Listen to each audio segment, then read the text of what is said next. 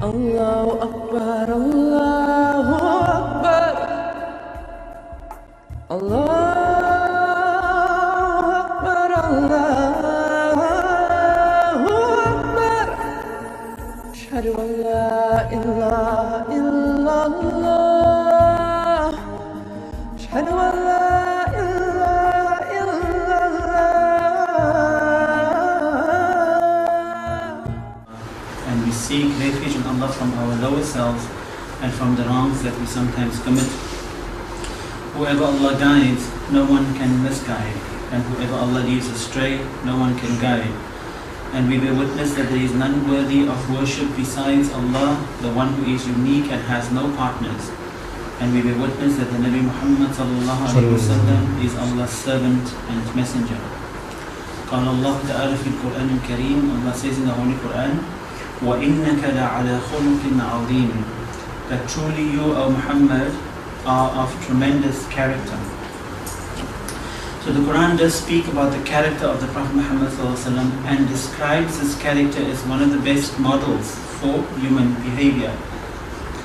So when we look into the life of the Prophet Muhammad ﷺ, we see in many ways how his character and his interaction with other people have become an example of not just leadership but of friendship, of being a perfect husband for all his wives, and his relationship that he had with both old and young, and with people from different faiths, even those who did not believe in Allah.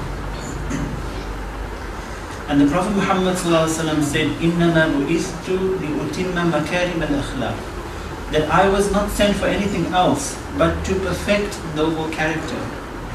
So therefore the Nabi Muhammad ﷺ said that I didn't come to destroy culture. I didn't come to destroy the practices of pagan Arabs. I just came to perfect it. And therefore we find even within the rituals of Hajj, it's very paganistic. Running around a stone, picking up stones, throwing stones with stones, going to stand on a stone and asking for forgiveness. It's all about stones, like in the Stone Age. So that was a pagan practice, but it was beautified, it was purified, and this Prophet said, keep your practice. So this is also a lesson for us as Muslims that do not come from an Arab culture. That it doesn't mean that when we adopt Arab culture that we become better Muslims. Similarly, the Nabi Muhammad ﷺ didn't come with Islam to destroy other cultures that are out there. So we need to engage with our cultures and see what are the best practices within our cultures, and not change culture.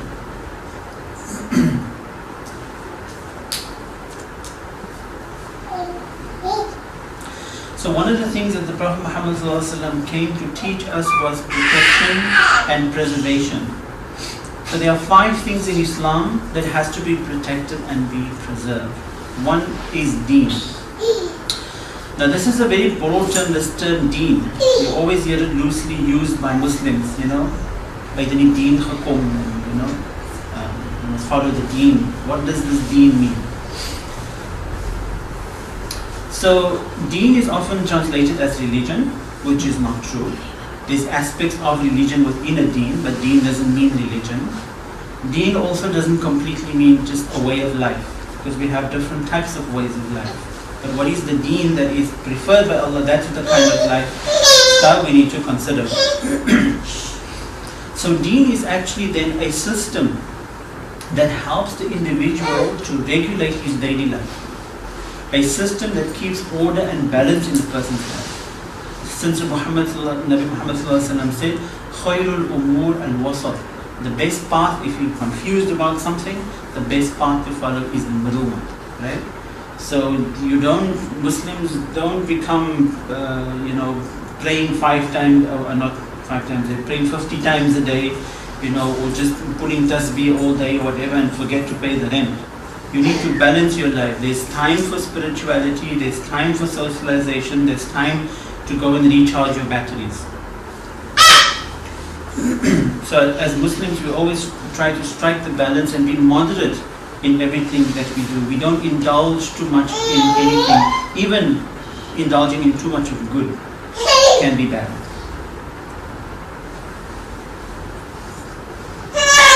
So the system by which we live that brings order in our lives, be it the religious system or the social systems, needs to be protected in the personal and in the social.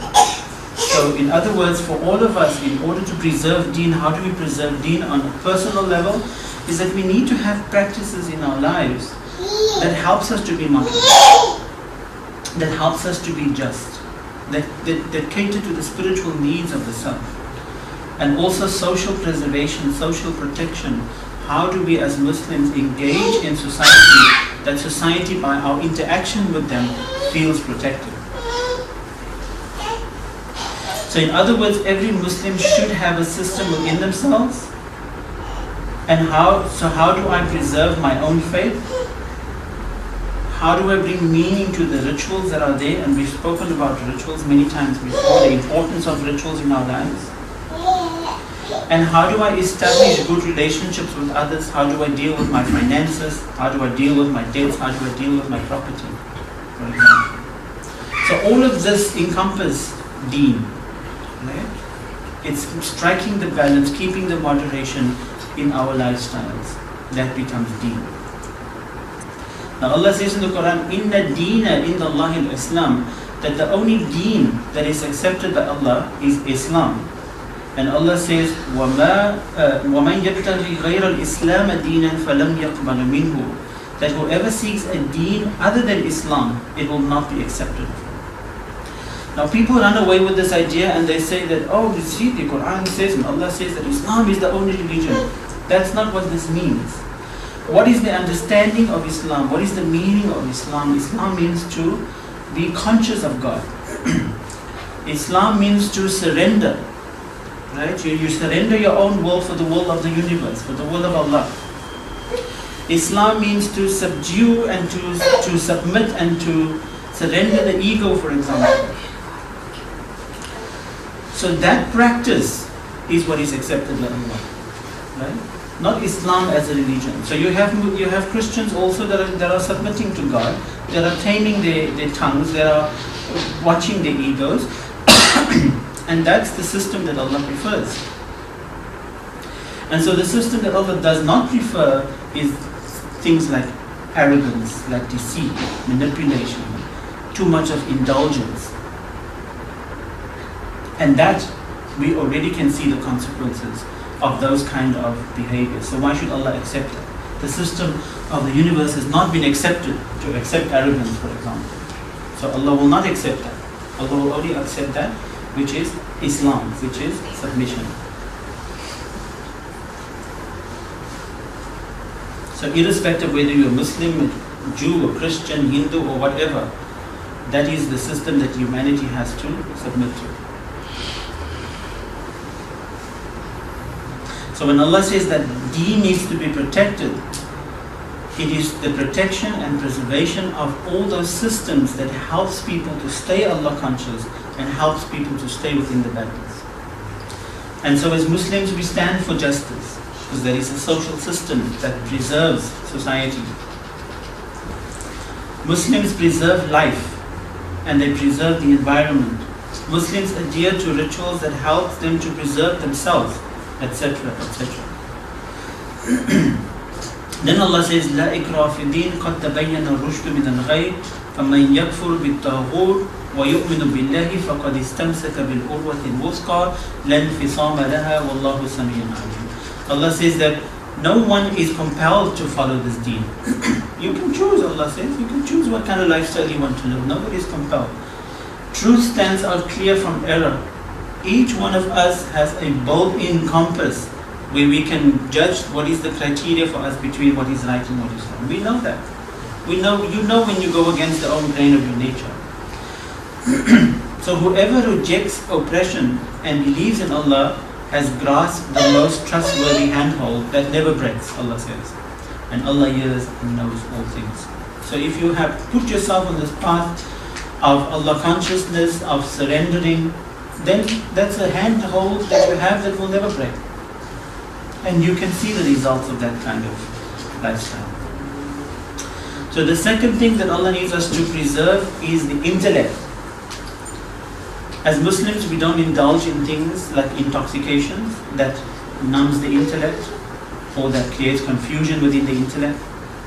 We also be very careful about the beliefs and the ideas that we put in our minds that confuses the intellect. Therefore, the Nabi Sallallahu Alaihi Wasallam said, if a bad thought comes in your mind, substitute it with a good thought. Right? Or keep company with people that are good and stay away from people that are not beneficial to you. They just want to gossip and all that. Because all these things affects the intellect. And as Muslims, we also don't allow irrational feelings to take precedence of logical thinking. Correct? Some of us, we feel too much. I feel this and I feel this. Even in conversation, people saying, I feel that this is right and I feel this is... What are you thinking? You need to stop feeling. I always say feelings is something you take to the bed. The Quran says, Ya ayyuhal ladina amanu, innama al-khamru wal-maysiru wal-ansab wal-azlam rijsum min amali shaitan fajtanibuhu la'allakum tuflihun. So, oh, you who have attained to faith, if you say that you have attained to faith, intoxicants and games of chance, idolatrous practices and fortune telling, all of these things that affects the brain, these are the clever things that shaitan has come up with. So Allah says, فَاجْتَنِبُوهُ, shun it, stay away from it, لَعَلَّكُمْ تُفْلِحُونَ, if you want to succeed. So even in there lies the choice for us as Muslims. You can participate in this, no problem, it's your life. But if you really want to succeed, then these are the kind of things you need to be conscious of and stay away. The next thing the Quran wants us to preserve is life. According to the Quran, life is sacred. It is prohibited for you to take a life without having authentic reason, whether it be a human life, an animal life, an insect life, a plant life. Anything that has life in Islam needs to be preserved. So it is not allowed for you to even harm life or disregard it. As Allah says in the Quran, وَلَا تَقْتُلُوا النَّفْسَ الَّتِي حَرَّمَ اللَّهُ إِلَّا بِالْحَقِّ. Do not kill anything unless there was just cause for it. Because killing in Islam is forbidden except for a just cause. Say for example, in Islam we have the concept of an eye for an eye, a tooth for a tooth. Right? When Jesus came, Jesus he said, when somebody slaps you on the one cheek, you turn the other cheek. Right? It worked well for the time. And then Nabi Muhammad came and Allah says to him, but you can do justice. If somebody slaps you on the one cheek, you can slap him back. But there is the saving of life. So you can even, if somebody has taken the life, and especially if you look at 7th century Arabia in the tribal system, somebody killed you, you have the right to claim a life from another tribe. But Allah says, but the saving of life, therein is wisdom, ya ulil albab. Or if you think you have any brains, then you will understand that life is sacred. So rather demand something else, demand ransom, demand money or whatever, but don't take life.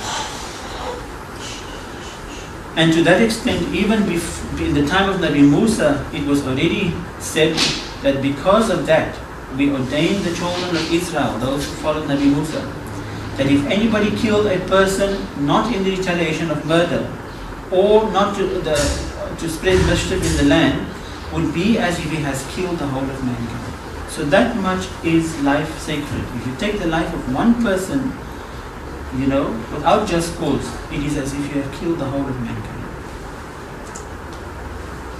The next thing that is sacred in Islam is the protection of property. If something is entrusted to you, it becomes an amanah, becomes a trust. And there is conditions around taking on something that belongs to somebody else. Right? So when you're entrusted with an amanat, you have to give that amanat back in the same condition that it was given to you. For example, if somebody borrowed money from you, or you borrowed money from somebody, you have to return that money in the same way it was returned to you and at the time when it was agreed to return. If you borrow a car from somebody, you make sure that the car not scratches on it, whatever. If by accident you made a scratch on the car, take responsibility for that. Fix it and give it in the same condition that it was given back.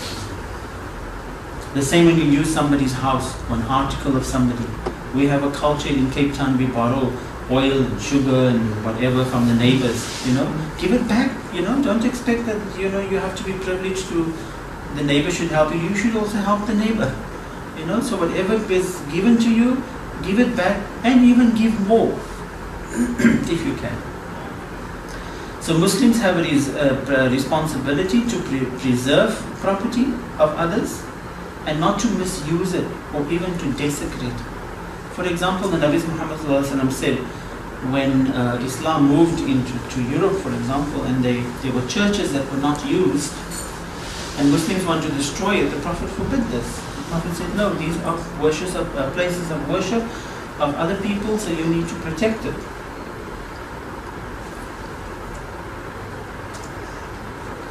And the last one is the protection of human dignity. Respecting human dignity is one of the highest priorities within Islam when it comes to human relations. So we as Muslims, we cannot accuse somebody without evidence. You can't hurt somebody's honor or by bad-mouthing them. You can't be suspicious of somebody if you don't have enough proof. You can't laugh at somebody because the person is a bit stupid or whatever, or you think so. And also not to use offensive nicknames, because you know that will hurt somebody. Therefore the Quran says, يا أيها الذين آمنوا لا تسخر قوم من قوم عسى أن يكونوا خيرا منهم ولا نساء من نساء عسى أن يكون خيرا منهن ولا تلمزوا أنفسكم ولا تنابزوا بالألقاب بئس الإثم الفسوق بعد الإيمان ومن لم يتب فأولئك هم الظالمون.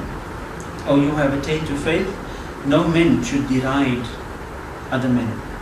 It may be that the first one is better than the second one. And no women should deride or laugh at other women, because it may be that the first one is better than the second one. And neither should you defame one another, neither should you insult one another. Evil is all the imputations of iniquity after someone has had faith. So say for example somebody was called some ugly name, right? But then he repented or he amended his ways or whatever, but now you're still using that name. You're still calling him by that name. That is offensive. And Allah says those who don't desist from doing this, they are the evildoers. They are the oppressors.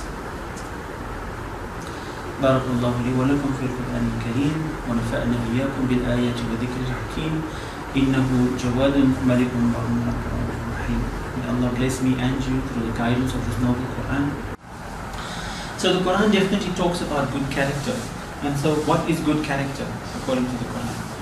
Well, according to Imam Ghazali, who has studied the Quran, he's one of the greatest philosophers of Islam. He wrote in his Ihya'ul-Ilm, it is the inward disposition that causes one to incline towards praiseworthy inward traits and praiseworthy outward actions. So basically what he's saying is that the person's character can be determined by his actions, right? So somebody keeps on lying, or somebody keeps on not sticking to commitments, or not honoring others, or manipulating others, then from this kind of actions you know what kind of character that person has. And vice versa, if someone is constantly smiling, he's constantly in a happy mood, he goes the extra mile, then those kind of actions determine a person's good character. So what is inside will come out in your actions. So how is good character manifested? Ibn Rajab and Hanbali, he said, and others with him, summarized the teachings of the Prophet, and they said that good character manifests in the fulfillment of the rights of others. So if there's a consciousness of the rights of others, a simple thing like going to the toilet and making sure that the pot is clean because you know somebody else is going to use it. It's that person's right to enter into a toilet that is clean after you have used it. Or you've washed your hands in the basin. Somebody else is going to come and have to use that same space. So even to that extent, being conscious of the rights of others. Avoid hurting or harming others. Being cheerful and positive in one's dealings with others. Recognizing the good of others and reciprocating. If somebody does something good to you, don't think that it's your right. Don't think that it's your, that you're privileged. Give it back. Somebody does something good to you, do twice good back to you. And the last one is responding to the wrongs of others with nothing but good. If somebody does something wrong with you, you don't go, yeah, no, I'm going to show him. You show him better character. And those are the qualities of good character. Allahumma ansur man nasara dina Muhammad. Allahumma ansur al-mujahideen fi kulli makan. Allahumma yassir wa la tu'assir. Allahumma tammim bil khair wa anta al-kareem al-muyassir. O Allah, assist those who assist the cause of Muhammad. O Allah, assist all those who strive towards good in every place. O Allah, make things easy for us and remove difficulties from us. And O Allah, complete us in goodness, for truly you are the most noble of those who provides assistance. ربنا لا تجعلنا فتنة للقوم الظالمين ونجينا برحمتك من القوم الكافرين. أكبر الله أكبر الله أكبر الله أكبر أشهد أن لا إله إلا الله أشهد أن لا